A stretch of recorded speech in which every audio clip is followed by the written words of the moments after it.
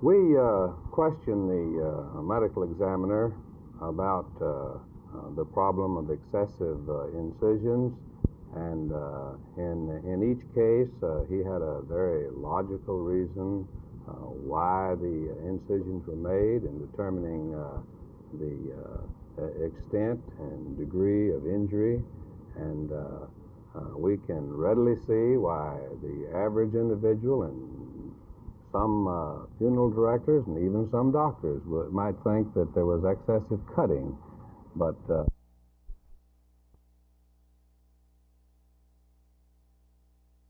I was pretty much satisfied with it, but I didn't get any interceptions or cause any fumbles, so I was a little disappointed because that's what we needed, really, to win the game. Are you, at this stage of your professional career, happy with your current status with the Cowboys? Yeah, pretty much so. They have a pretty good defensive secondary, and I'm just happy that I can get a chance to play in some of these preseason games. Now, the defensive secondary is what Coach Landry labels as one of the three important items that he has to take a lot of look at players. You have to beat out some fellas in order to make the club, don't you? Well, that's what they say, but these guys are pretty good, and they have quite a bit of experience on me. All I can do is just keep hustling. That's all I can do. Well, if you play as well as you did last Saturday night against the Rams, who knows, we just might see Mark Washington on the final 40 roster. I hope so. I'd like to be here.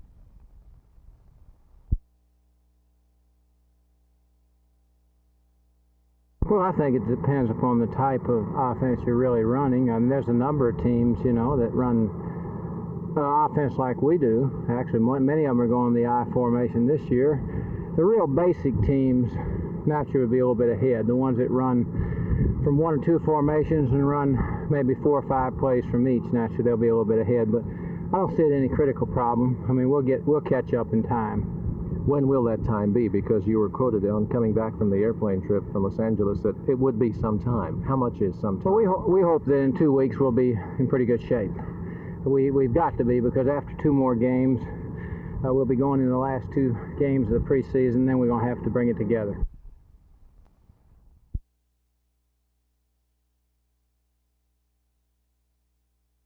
This B-36 bomber, commonly known as the Peacemaker, was the last plane of its kind to be built at the General Dynamics plant in Fort Worth. This plane was last flown in 1959, and everybody more or less assumed that it would spend its last years on display here at Greater Southwest International Airport. But this morning, the Fort Worth City Council gave official approval to Sam C. Ball, an engineer at GD, to refit the airplane, to make it into a flying museum and tour the country with it. Ball and a group of supporters plan to operate as a non-profit corporation in rebuilding the bird. Mr. Ball, what will it take to restore the B-36 to flying condition? Well, in terms of dollars, preliminary estimates for minimal restoration place that figure at about $50,000. In terms of time, it will probably take about 2 years. So this B-36, once capable of a top speed of over 400 miles per hour for an unassisted 10,000 miles between refuelings, with a wingspan larger than a 747, this Peacemaker is due to fly again. Jay Lewis, Channel 8 News on the Move at Greater Southwest International Airport.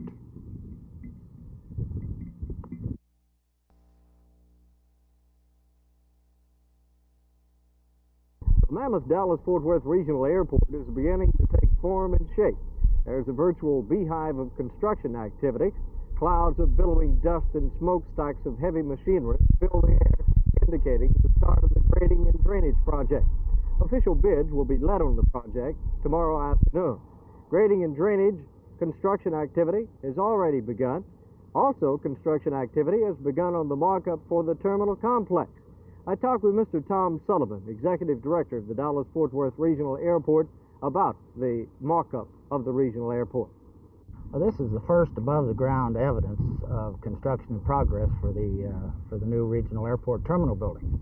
And what these panels are test panels that are being used to demonstrate the possible exterior finish of the buildings. And all of these various panels are constructed of different aggregates and different sands that are all local here in Texas. When it was first announced that you were going to build a mock-up of the terminal, there was quite a bit of humorous reaction saying, well, for goodness sakes, why do they want to throw away $250,000, $60,000 just for a bunch of plywood? How much money is it going to save you using this mock-up? Oh, we expect that it'll save over $2 million. We're satisfied that it's paid for itself already before the construction has even gone up many, many times over. Art Sinclair reporting for Channel 8 News at the site of the regional airport.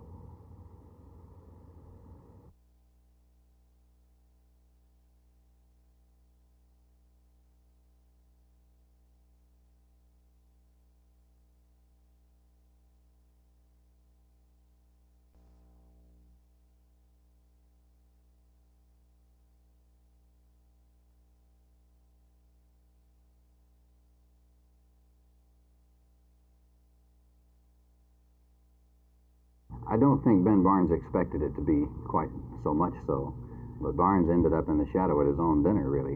There were quite a few stars of the Democratic Party present. Governor Connolly, Governor Shivers, Governor Smith, practically the entire state government. But LBJ definitely was a star of the show. And his speech, which I had expected to be about a 5-minute perfunctory praise of Barnes, it was Barnes' dinner, turned out to be a 25-minute speech.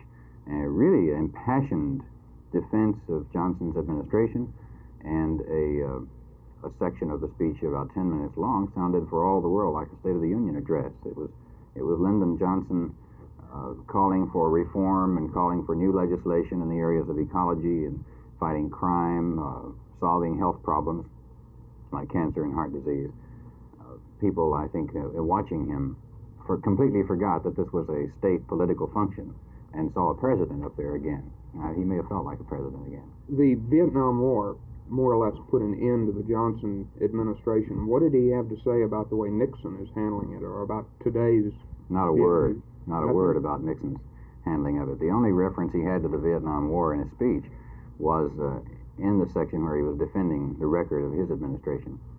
He said that he interpreted the Vietnam War as an effort on his part to maintain peace in the world, to help an Asian nation maintain its independence and freedom without getting into a nuclear war with China or Russia. Then he went on mostly to talk about the domestic areas of his administration's record. He talked about the health bills, the civil rights bills, and the other domestic legislation that has been passed. Isn't it somewhat unusual for a man who's been in political hiding for so long, since his administration was over, to come out and name specific areas that need action?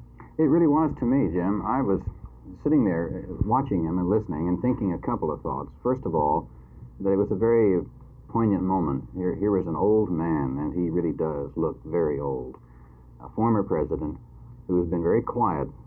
And he's been one of the most maligned presidents, I guess, in our history. And now, of a sudden, he's emerging hard to defend his administration, to say, and he did say, I don't regret a thing. I'm not sorry for anything. And then, as if he were still president, he called for the goal of the 1970s to be the solution of health problems like heart disease and cancer, just as space had been the goal of the 60s. He called for new programs in our courts to eliminate small cases like drunkenness from the courts so they wouldn't clog the courts and prevent more important cases from being tried. He called for new legislation in the field of ecology, in the field of air pollution particularly. It was as if he were still president, asking the Congress to pass his new program.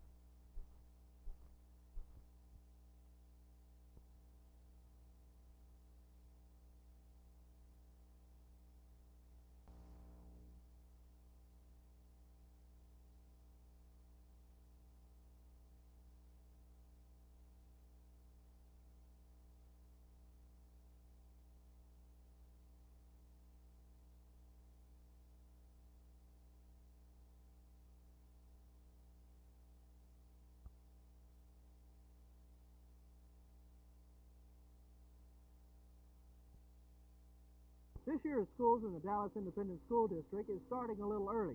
Teachers are already getting ready by the way of cleaning up and fixing up and getting their curriculums ready for the new students. Classes begin next Tuesday. Monday, the 24th, is set aside for those new students who are new to the Dallas system. They need to get their forms filled out and get acquainted to the schools. Here at Madison High School today, a special emphasis was placed on teaching in the inner city schools. There will also be a special effort in the Dallas Independent School District on drug abuse education this year. Teachers in all the elementary inner city schools were here at Madison today to find out just what direction the inner city school education will take this year. An inner city school is one that is in the core of the city and has students that are both educationally and culturally deprived. More than 1,500 teachers were present. Secondary teachers are still to come. Drug abuse education will be presented to the teachers on Wednesday in a little bit different manner. The director of the program, George Reed, will have his presentation via television to all the teachers in all 184 schools. The teachers also starting back to school with an expectation of 4,000 more students. An estimated 178,000 students are expected in the Dallas Independent School District this year. Superintendent Estes says that this year's school program should be at its very best. For Channel 8 News on the Move, this is Jess Brown. Well, it's unfortunate, I think, that the appropriations for this were passed so late in the year. I have a feeling that it wasn't a matter of the administration not thinking it was important. It was more a matter of it was one of the things that slipped between the boards. They were overlooked. Another thing I think you should understand is this program basically was meant to supplement the city's existing recreation program. In other words, they would buy some equipment, they would hire a few more people to work in the program. It wasn't meant to be a brand new program.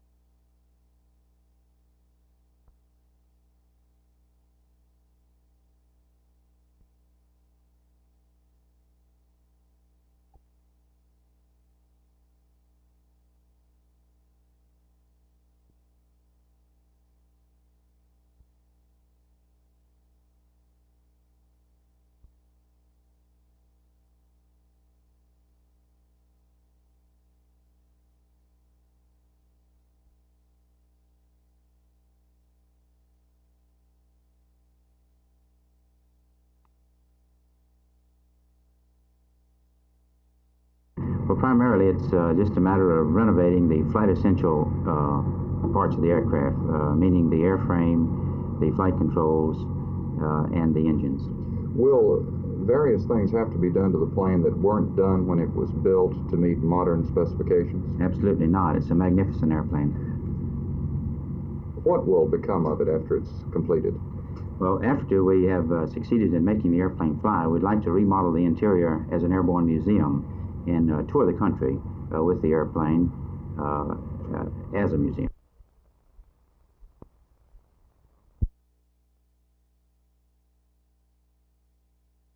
To begin with, there isn't an area or a neighborhood that is ever happy to see elevated portions of roadways or freeways coming into their neighborhood. We can recall some 3 or 4 years ago when North Tollway was trying to overpass only 4 streets in North Dallas. And the citizens in the immediate area organized, and they were so aroused, they asked that they not be elevated, that they not go over, and as a result of their work, the change was made and they were made into underpasses instead of overpasses.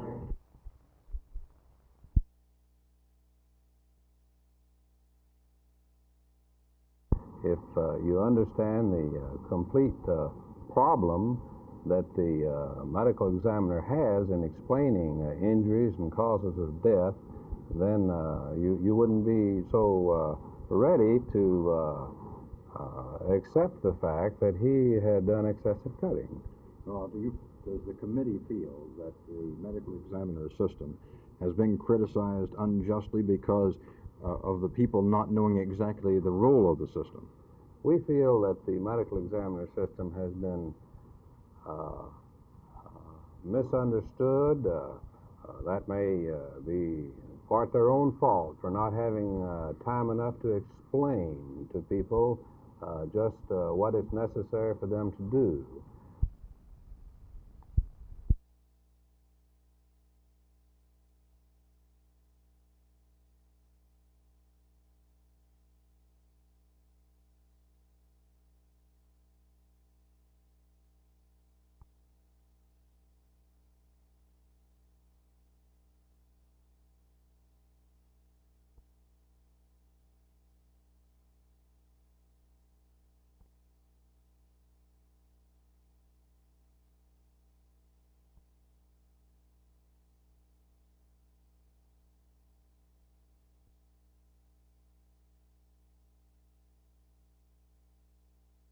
This is going to remove a lot of the ROTC presence from the campus, isn't it?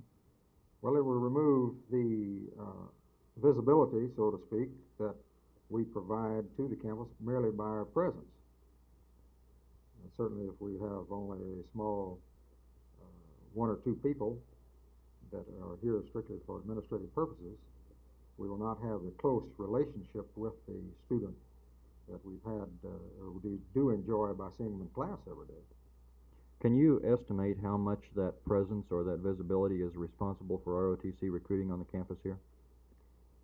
I believe that it represents a sizable consideration.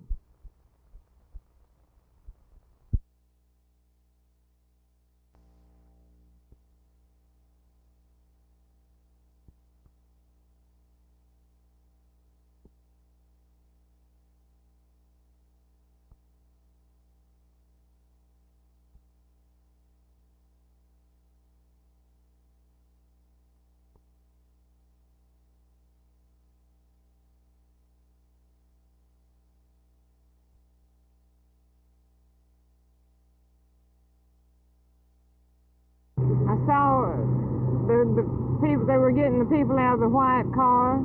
There was a lady still in the blue car sitting in the middle of the street, and her husband was standing outside. How bad was he hurt? There were 2 of them that were hurt pretty bad. One lady got out and had the bandage towel over the side of her face and asked me to take care of her little boy.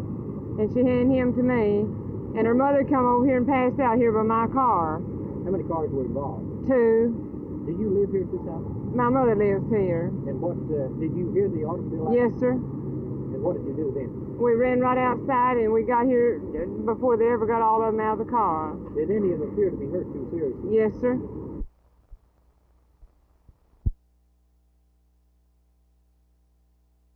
$5% increase that the city manager will recommend to the council in the new budget is an increase that the city manager wants to become effective January the 1st of 1971. The new budget begins October the 1st of this year.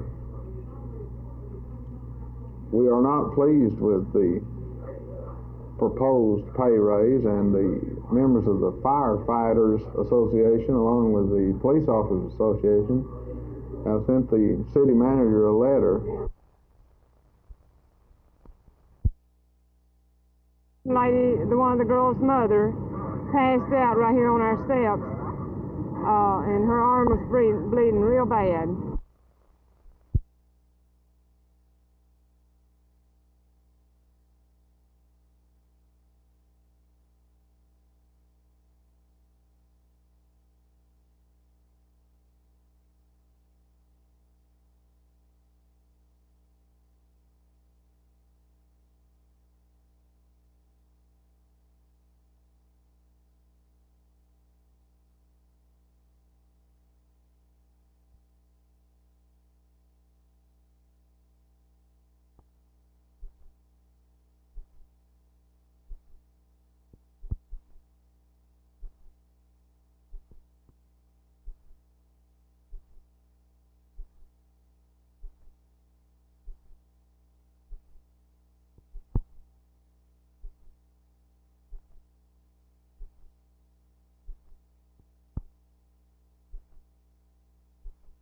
Pleasure with this proposal.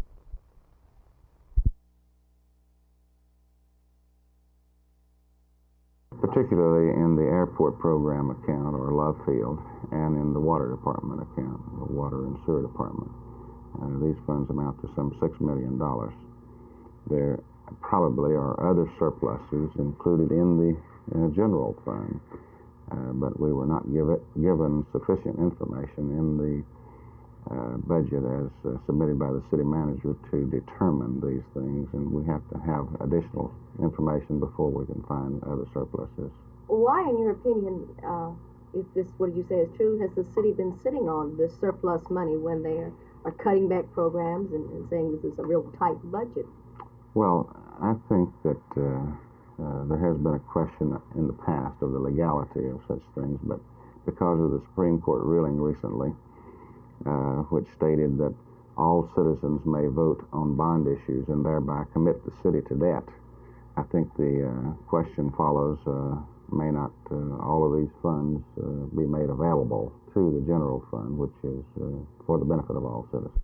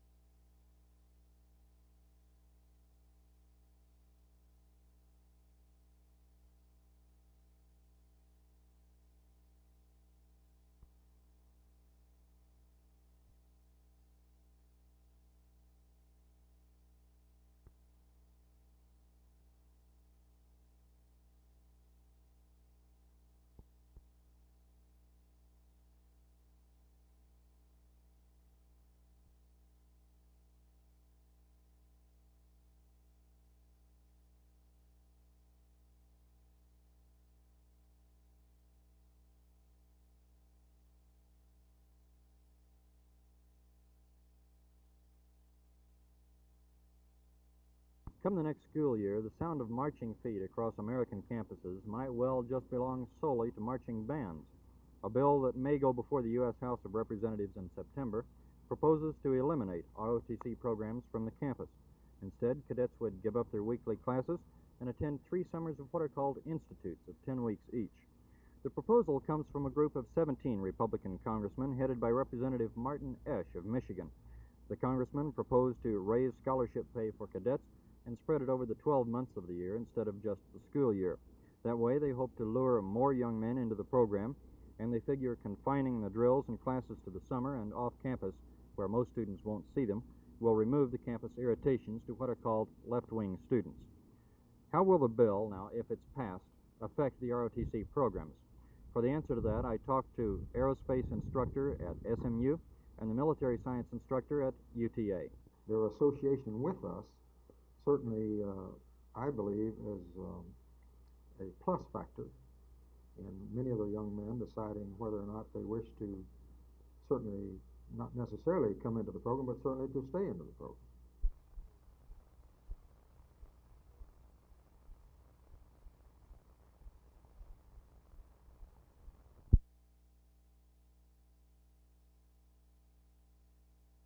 The Army depends heavily on the ROTC program for its junior officers, doesn't it? Yes, approximately 75% of the junior officers entering the Army every year are produced through the ROTC program. And about 50% of the officers who remain on active duty after their original obligated tours are ROTC graduates.